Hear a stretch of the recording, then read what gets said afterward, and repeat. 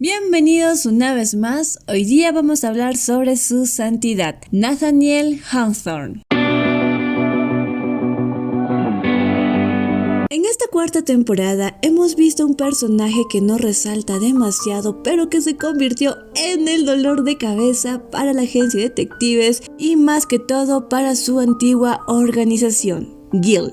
Las apariciones de Nathaniel en esta cuarta temporada nos han mostrado a un personaje vacío, como si le hubieran chupado el alma, y solo sigue caminando cuando se lo ordenan. Pero, ¿es así en realidad? Ciertamente no, porque nosotros sabemos que Nathaniel aún guarda algo muy preciado dentro de su memoria, y sabemos que es, y Francis lo confirma. Aún así, aunque él haya olvidado a todas esas personas que alguna vez conoció, solo hay una persona que él no olvida: a Margaret Mitchell. Y con ello me llevó a hacerme esta pregunta: ¿creen que Fyodor Dostoyevsky haya convencido a Nathaniel Hawthorne de borrarse la memoria, o que el mismo Nathaniel Hawthorne haya pedido a Fyodor que le borrase la memoria? Y si fue así, ¿cuáles fueron las razones? ¿Y por qué solo puede recordar a Margaret Mitchell? Así poco a poco las preguntas comienzan a nacer, y les voy a decir que mi respuesta está sustentada más que todo con el libro de la letra escarlata, escrita por Nathaniel Hawthorne. Así que si no te has leído el libro, voy a darte un pequeño resumen sobre la historia de la letra escarlata. Resumen. La letra escarlata es la historia de Hester Prynne, una mujer que llegó del viejo mundo a la Nueva Inglaterra entre los años de 1642. Hester Prynne es una mujer de espíritu libre, muy inteligente, vivaz, quien estaba casada con un doctor, con el quien no había arribado aún en Nueva Inglaterra. La historia de Hester en la letra escarlata empieza en el verano de 1642, donde ella tiene que enfrentarse al escarnio público, a un juicio público de una sociedad puritana. La razón es porque cometió adulterio y tuvo una hija fuera del matrimonio. Producto de ello, será castigada. Hasta el momento se desconoce la identidad del padre. Aún así, el juicio seguirá adelante. Su castigo es llevar la letra escarlata en su pecho, y así empieza el calvario de Hester. Hester se ve forzada a permanecer parada como castigo frente a la multitud en una tarima para presionarla a que confiese la identidad del padre de su hija. Sin embargo, ella se niega. A lo lejos de la tarima en donde se encontraba Hester allí parada para ser juzgada por toda la gente de aquella comunidad, apareció un hombre, un forastero, y preguntó a un hombre que estaba allí cerca qué estaba sucediendo. Este le dice que la mujer que se encuentra allí arriba en la tarima había cometido un gran delito, había cometido adulterio, y producto de ello había nacido una niña. Así que ahora todo el pueblo la está juzgando y presionando para que revele el nombre del padre. Este forastero que había aparecido, al ver a la mujer, la reconoció de inmediato, ya que aquella mujer, la que estaba siendo juzgada, era su esposa. Sintiendo tanta rabia, decide de inmediato que va a tomar venganza, tanto con Hester como el padre de la niña. Una vez que las 3 horas de castigo de Hester terminan, ella vuelve a su celda. Allí dentro de la prisión, un médico aparece diciendo que desea ver a la desdichada mujer y al bebé para ver cómo se encuentran. El guardia lo deja pasar, y cuando Hester lo ve, se congela, ya que era su esposo. Ambos tienen una larga conversación, la cual termina con una advertencia. El médico le dice a Hester de que no se atreva a revelar su identidad al hombre con quien le fue infiel, ya que una vez que él lo encuentre, se va a vengar de la peor forma posible. Y al final le comunica que ahora pasará a llamarse Roger Chillingworth. Una vez que Hester es liberada de prisión, ya con la letra escarlata bordada sobre su vestido, ella se va a vivir a las afueras de Boston en una cabaña vieja. Allí va a llevar una vida modesta y va a trabajar de costurera junto a su pequeña hija Pearl. Van a pasar como unos 6 o 7 años y Pearl durante todo este periodo va a mostrar ser una niña muy traviesa, muy inquieta, que a veces a Hester va a costarle mucho controlar. Un día Hester es llamada ante el gobernador del pueblo de Boston. Allí le dan la noticia de que quieren apartarle de su hija debido a su comportamiento y la mala influencia que provoca Hester. Sin embargo, Hester se niega y le pide al ministro Dimmesdale que intervenga por ella. El ministro Dimmesdale al final convence al gobernador de que deje a Pearl junto a su madre. La razón por la que Pearl es muy inquieta o rebelde es debido al rechazo que recibe de parte de los niños como de la comunidad, provocando en la pequeña Pearl una respuesta de rechazo hacia ellos. Después de la reunión, la salud del ministro Dimmesdale comienza a decaer día a día.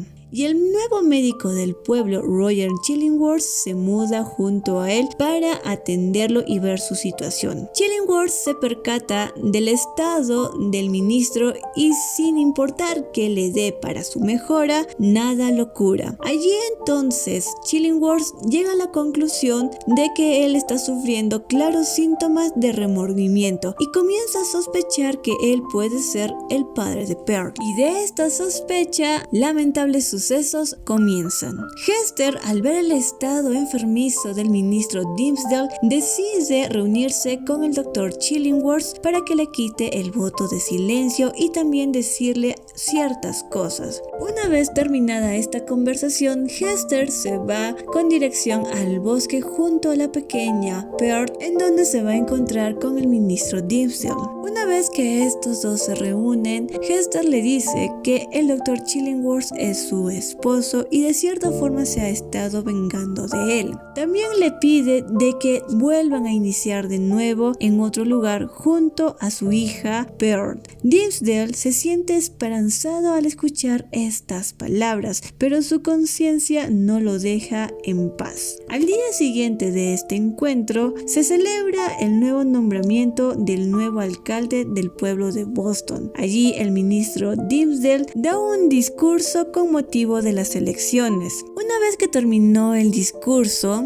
él comienza a sentir un gran pesar y confiesa ante todo el público ser el padre de Pearl y que él y Hester cometieron aquel delito. Él llama a Pearl y a Hester para que lo acompañe. La pequeña Pearl llega sin problemas donde su padre, pero en el caso de Hester tiene algunos problemas con algunas personas que detienen su camino, entre ellos el doctor Chillingworth. Sin embargo, ella es defendida por Arthur Dimmesdale, quien le permite llegar ante él. Una vez que los tres se reúnen y Arthur Dimmesdale, ya sintiendo la venida de su muerte, él la acepta con gozo y perdón, ya que siente que Dios le ha perdonado aquel pecado, muriendo así en los brazos de Hester Prynne. Hester y su hija se van del pueblo de Boston a Inglaterra. Pasa el tiempo y Hester vuelve de nuevo a este pueblo y vuelve a vivir en la casa en donde vivió junto a su hija. Ella, por decisión propia, decide de nuevo portar la letra escarlata, tal vez como un símbolo o tal vez como un recuerdo. De cierta forma, Hester se convierte como una alma consoladora para algunos miembros de la comunidad, y una vez que a ella le llega la muerte, la entierran junto a su amado Arthur Dimmesdale. Les voy a decir que hay una película basada en este libro, sin embargo les advierto que hay muchos cambios, incluyendo el final como también el comienzo, pero que el mensaje llega a ser similar. Pero dejando esto de lado, ahora me toca responder la pregunta que me hice de por qué Nathaniel Hawthorne decidió que Fyodor Dostoyevsky le lavara el cerebro. Porque a mi parecer, creo yo que Fyodor Dostoyevsky no le obligó a Nathaniel que se lavara el cerebro. Tal vez vez lo haya convencido, pero obligado no, porque hay que recordar que en la segunda temporada fue Margaret quien salvó a Nathaniel de un ataque de parte de Akutagawa. Tal vez los motivos de Margaret hayan sido su orgullo o realmente salvar a Nathaniel. El punto aquí es que ella terminó muy mal herida y él había terminado con leves heridas. Entonces, cuando Nathaniel ve a Margaret en ese estado, él queda en shock. Y es ese punto en donde él decide cortar lazos con Guild para luego unirse con la organización de Fyodor Dostoyevsky, con el único anhelo de salvar la vida de Margaret, ya que Fyodor le prometió ello. Ya Nathaniel, siendo miembro de la organización de Fyodor Dostoyevsky, las ratas en la casa de los muertos, nos entregan a un Nathaniel que ha sufrido el lavado de cerebro de Fyodor Dostoyevsky. Y aquí viene la pregunta de ¿por qué Nathaniel dejó que Fyodor Dostoyevsky lavara el cerebro? En este punto tendrías que recordarte a un personaje que apareció en la tercera temporada llamado Ivan Goncharov, miembro de la organización Las Ratas en la Casa de los Muertos. Y la razón es porque él te dice que Fyodor Dostoyevsky le había quitado la tristeza o el sufrimiento y ahora vive con plena felicidad. En el caso de Nathaniel vemos a un personaje en blanco que solo es el títere de Fyodor Dostoyevsky. Y es suponer que Nathaniel decidió quitarse algo que lo perturbaba, lo hacía sufrir y hacía sentir dolor. Y con ayuda de Fyodor Dostoyevsky y su lavado de cerebro pudo quitárselo, pero como hemos visto en la cuarta temporada, destellos de algún recuerdo perdido están comenzando a resurgir. Y es obvio a quién le pertenece estos recuerdos, a Margaret Mitchell, aunque él no la mencione. Entonces es obvio la respuesta, él siente algo por ella, pero él no lo admite al 100%, pero es este sentimiento que comienza a hacer aflorar los recuerdos. Lo que quiere decir que el lavado de cerebro de Fyodor Dostoyevsky de cierta forma no puede con todo, más con la parte emocional y sentimental. Pero vamos al caso. Tal vez te preguntes ¿en dónde queda entonces el resumen que hiciste de La Letra Escarlata? A eso voy. Ya deben de saber que la historia de La Letra Escarlata gira en torno a Hester Prynne, el personaje principal, que debe confrontar a una sociedad puritana de los años 1600 en Boston, Estados Unidos. Recuerden, 1642 para ser específico. Recordad que es un libro o una historia de época. Al punto. Una vez que a Hester Prynne le cosen la letra escarlata sobre su pecho, esto ya se convertiría en el símbolo físico de su pecado. Y no solo ello, sino que también se convertiría en el blanco de los locales, ya que al tener este símbolo, la mayoría de las personas la rechazarían por haber cometido este delito. Y no solo ella, sino que también a su hija Pearl, debido a que ella es considerada como el producto del pecado. Así que Hester va a cargar con esta letra escarlata durante 7 años. Y uno pensaría que sí, Hester se va a cargar también todo el castigo y de cierta forma así es. Sin embargo, hay que recordar que ella no quería revelar la identidad del padre. Y a eso voy. Hester Prynne no es la única persona que va a cargar con toda esta culpa, sino que va a intervenir otro personaje quien vendría a ser el amante, llamado Arthur Dimmesdale, el ministro del pueblo. Y es este personaje a quien yo comparo con el personaje de Bungo Stray Dogs, Nathaniel Hawthorne. Sin embargo, este Nathaniel Hawthorne del BSD en realidad se parece más al Arthur de la película La Letra Escarlata que el del libro. Y la razón es porque en el libro comienza con el castigo de Hester y aquí vemos a un Arthur lúgubre que ha cometido ya el pecado, y en el caso de la película vemos a un Arthur más vivaz, más jocoso, muy curioso, y esto es debido porque la película comienza con la llegada de Hester, pero con el trayecto de la historia esa alegría se va apagando. Ahora, la primera vez que vemos a Nathaniel Hawthorne en Bungo Stray Dogs es en la segunda temporada cuando ellos están llegando a Yokohama. Aquí vemos la interacción que tiene Nathaniel con Margaret y llega a ser entre serio pero a la vez algo bromista, actitud que se parece al Arthur Dimmesdale de la película. Sin embargo, la parte de la seriedad, la paciencia y tomarse muy en serio sus principios como la palabra santa viene más que todo de parte del libro.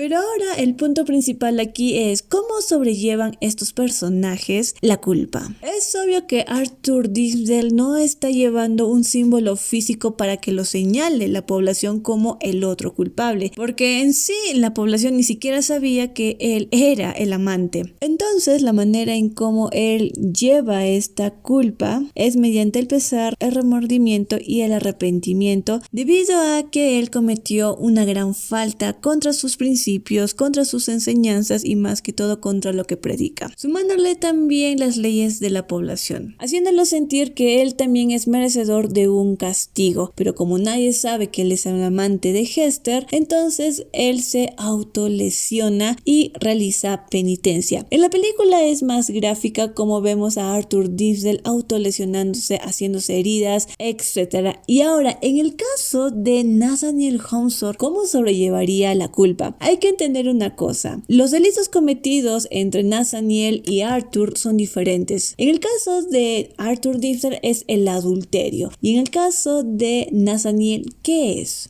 No haber podido salvar la vida de Margaret Mitchell, y ahora se encuentra atrapado, desesperado, que hasta pidió ayuda del demonio Fyodor Dostoyevsky. Ahora imagínense a Nathaniel Hawthorne en una habitación él solo. Es obvio que va a realizar penitencia y lo va a llevar a un tal extremo de autolesionarse, porque de cierta forma él piensa que es merecedor de un castigo. Ahora imagínense que Fyodor va a la habitación de Nathaniel y lo ve castigándose a sí mismo, y alrededor de él hay sangre. A Fyodor no le va a gustar aquello. Entonces Fyodor se acerca a él y le dice: déjame quitarte el dolor que te atormenta. Yo conozco un método y te juro que no vas a volver a sentir aquel dolor. Y entonces esta sería mi explicación de por qué Nathaniel Hawthorne decidió borrarse las memorias. Y claro que, como hemos visto tanto en la cuarta y la tercera temporada, la forma en cómo ahora está vestido Nathaniel, que a veces vemos su sotana un poco rasgada, diré que sí cometió esto. Ahora, para cerrar con broche de oro este video, la pregunta viene: ¿cuál creen que sea el final de Nathaniel? ¿La vida o la muerte?